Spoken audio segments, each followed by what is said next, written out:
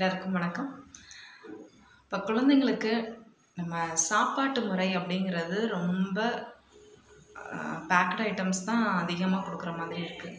So அப்படி இல்லாமல் அவங்களுக்கு நிறைய தேவைப்படுறது கால்சியம் ரிலேட்டடான ஃபுட்ஸை நம்ம அதிகம் கொடுக்கலாம்.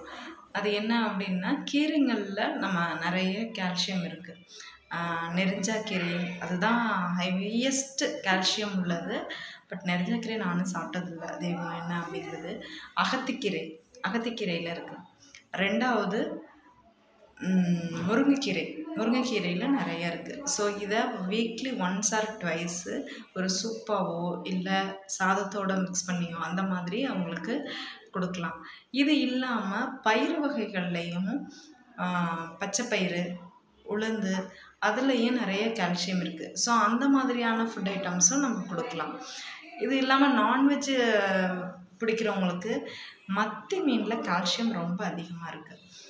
நெக்ஸ்ட்டு நெத்திலி, இது மாதிரி நம்ம எடுத்துக்கலாம். ஸோ வீக்லி 2 டைம்ஸு கால்சியம்க்கு இம்பார்ட்டன்ஸ் கொடுத்து குழந்தைங்களுக்கு எப்படியாவது இன்டேக் கொடுத்துருங்க. ரெண்டாவது, மில்கில் தான் கால்சியம் இருக்குதுன்னு நம்ம எல்லாருமே மில்க்கு கான்சென்ட்ரேட் பண்ணுறோம். பட் அதில் ரொம்ப லோயஸ்ட்டு தான். ஸோ மில்க்கு குடிக்கல அப்படிங்கிறதுக்காக நீங்கள் அதை பெருசாக ஒரி பண்ணிக்க வேண்டாம். ஸோ இந்த மாதிரி ஃபுட் ஐட்டம்ஸை நீங்கள் எடுத்துக்கலாம். குழந்தைங்களுக்கும் கொடுக்கலாம், நமக்கும் அது ரொம்ப முக்கியம். ஸோ ஹெல்த்தி ஃபுட்டை ஆஃபர் பண்ணுங்கள் பசங்களுக்கு. ஸோ அவங்களோட லைஃப் ஸ்டைலை நல்லா சேஞ்ச் பண்ணி.